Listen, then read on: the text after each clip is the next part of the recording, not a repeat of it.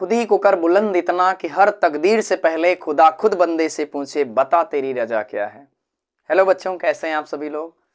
मैं उम्मीद करता हूं आप सभी लोग बहुत खुश होंगे और अपनी पढ़ाई को बहुत अच्छे से कंटिन्यू किए होंगे। और क्योंकि आपको पता है परीक्षा आपके बिल्कुल नज़दीक है और आप अच्छे तरीके से मेहनत कर रहे हैं, पूरी ईमानदारी के साथ मेहनत कर रहे हैं और हम भी आपके साथ पूरी ईमानदारी के साथ लगे हुए हैं। और आप कुछ बच्चे हैं जो लगातार क्लासों को करते हैं, कुछ बच्चे हैं जो लापरवाही करते हैं। तो भैया हो, बच्ची हो, जितने लोग हों, आप लोग कोई भी लापरवाही ना करो, है ना। कौन कहता है? आपके मम्मी पापा भी कहते हैं ऐसे कि बच्ची हो, भैया हो, लापरवाही ना करो, अच्छे से पेपर दे लियो, पास हो जाओ, ना हुए तोहरो ना हुए, मम्मी पापा के ना हुए, है ना।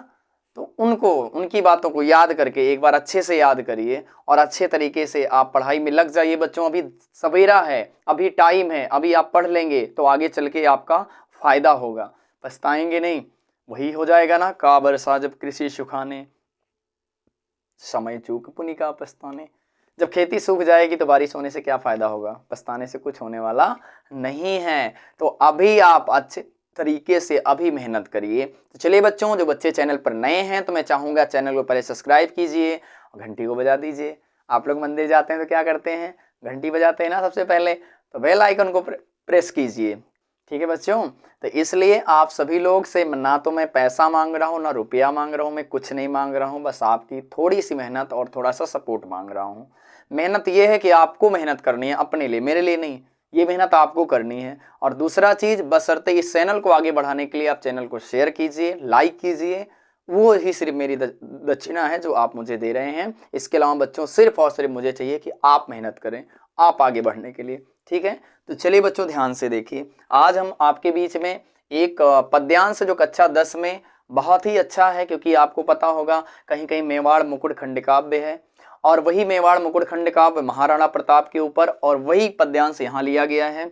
और ये कहाँ से लिया गया, थोड़ा पढ़ के देखिए। मेवाड़ केसरी देख रहा केवल रण का न तमाशा था। शायद आप पहली लाइन को पढ़कर ही पता लगा लिए होंगे कि ये हल्दी घाटी से लिया गया है ना बच्चों, हल्दी घाटी से लिया गया है। तो इसका हम संदर्भ कैसे लिखेंगे, तो इसका संदर्भ लिखेंगे प्रस्तुत पद्यांश हमारी पाठ्य पुस्तक हिंदी के हमारी पाठ्य पुस्तक हिंदी के हल्दी घाटी नामक पाठ से लिया गया है। और इसके जो रचयिता हैं वो कौन है, श्याम नारायण पांडे हैं। तो क्लियर हो गया। फिर से देखिए, प्रस्तुत पद्यांश हमारी पाठ्य पुस्तक हिंदी के हल्दी घाटी नामक अध्याय से लिया गया है और इसके जो रचयिता हैं, कवि हैं, श्याम नारायण पांडे हैं। ठीक है, तो चलिए बच्चों अब इसका हम सभी लोग व्याख्या करते हैं।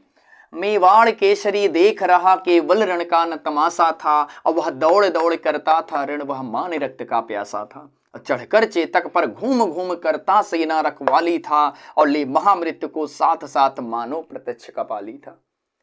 कौन? महाराणा प्रताप। श्याम नारायण पांडे बयां करते हैं महाराणा प्रताप की वीरता के बारे में वर्णन करते हैं। बच्चों इस पंक्ति में वीर रस आपको देखने को मिल रहा है और आप अच्छे तरीके से इसको ध्यान देंगे तो इसमें कहीं ना कहीं महाराणा प्रताप के बारे में ही बताया गया है। हल्दी घाटी का जब युद्ध हुआ था, महाराणा प्रताप जब लड़ाई लड़ रहे थे मुगलों के साथ, उसी समय का वर्णन किए हैं श्याम नारायण पांडे। क्या कहे हैं कि वह मेवाड़ केसरी देख रहा केवल रण का न तमाशा था। मेवाड़ केसरी अर्थात मेवाड़ का राजा कौन था? महाराणा प्रताप, केसरी महाराणा प्रताप।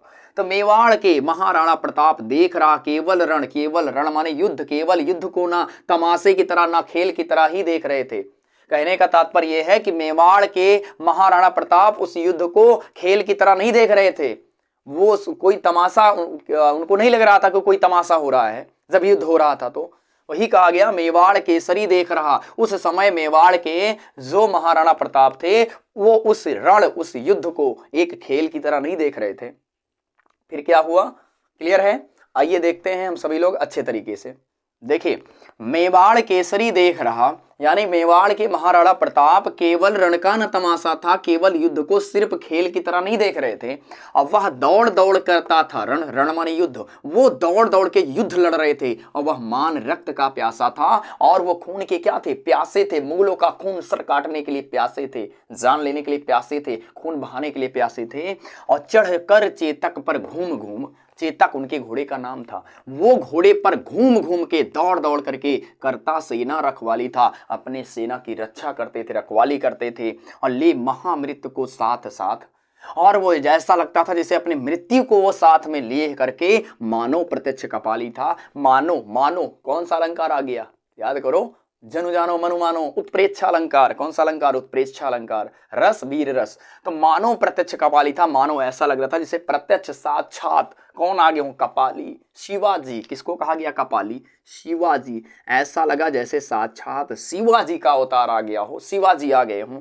वो भी एक मराठा साम्राज्य के एक राजा हुआ करते थे और मुगलों से काफी उन्होंने लड़ाइयां लड़ी हैं, ठीक है, तो वही कहा गया। फिर से ध्यान से देखिए, मेवाड़ के महाराणा प्रताप सिर्फ उस युद्ध को एक खेल की तरह नहीं देख रहे थे, वह दौड़ दौड़ के उस युद्ध को लड़ रहे थे और वो खून के प्यासे थे और अपने चेतक अपने घोड़े पर सवार होकर घूम घूम के अपने सेना की रखवाली भी करते थे और वो अपनी मृत्यु को साथ में लेकर के मानो ऐसा लग रहा था जैसे शिवाजी का प्रत्यक्ष रूप आ गया हो। क्लियर है बच्चों? चलिए अब ध्यान देंगे आप सभी लोग। देखिए बच्चों, दूसरा पद्यांश है, चढ़ चेतक पर तलवार उठा करता था भूतल पानी को, और राणा प्रताप सिर काट काट करता था सफल जवानी को, और सेना नायक राणा के भी देख देख कर चाह भरे, और मेवाड़ सिपाही लड़ते थे दोने तुगने उत्साह भरे। देखिए बच्चों, चढ़ चेतक पर तलवार उठा, जब महाराणा प्रताप चेतक पर घोड़े पर सवार होकर के तलवार को उठा लेते थे तो उस समय क्या होता था, रखता था भूतल पानी को, वो पूरे भूमि को पानी बना देते थे। ऐसा लग रहा था जैसे सारी भूमि, भूतल यानी जो भूमि का ऊपरी हिस्सा होता था, ऐसा लगता था पानी हो गया पूरी तरह से। क्यों पानी, किससे इसे तुलना क्या की गई? कहने का तात्पर्य यह है कि जब वो तलवार से लड़ाई लड़ते थे, लोगों का सर काटते थे, तो खून से क्या हो जाता था, पूरा वो तल पूरी तरह से पानी पानी हो जाता था, खून से रंग जाता था। इसीलिए कहा गया वो भूतल को, जमीन को पानी बना देते थे, वहां पे जमीन नहीं दिखती थी जब वो तलवार उठा लेते थे तो। और राणा प्रताप सिर काट काट, महाराणा प्रताप मुगलों की सेना का सिर काट काट करके करता था सफल जवानी को, अपने सफल जवानी को, अपने जवानी को सफल बना ले रहे थे, अपने जीवन को धन्य कर ले रहे थे।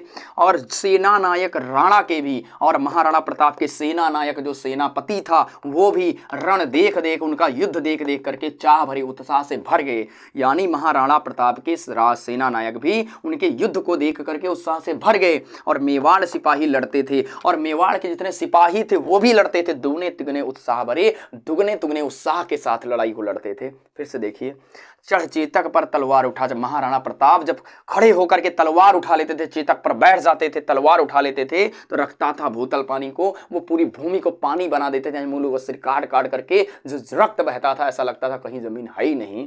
और राणा प्रताप सिर काट काट करता था सफल जवानी को, महाराणा प्रताप मुगलों का सर काट काट करके अपनी जवानी को सफल बना ले रहे थे। और सेना नायक राणा के भी रण देख देख कर चाह भरे, और जो सेना नायक यानी जो सेनापति था महाराणा प्रताप का, वो भी उनके युद्ध को देख देख करके क्या किया, उत्साह से भर गया।